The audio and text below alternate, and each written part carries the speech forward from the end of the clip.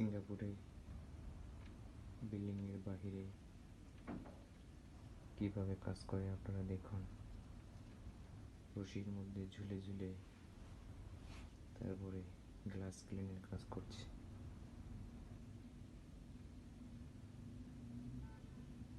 কি ভয়ানক!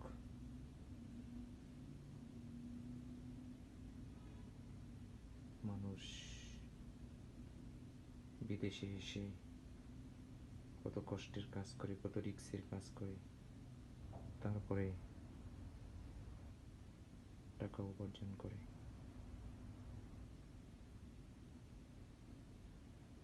প্রবাসীদের কষ্ট সবাই বোঝে না, বুঝতে চায়ও না। সবাই মনে করে বিদেশে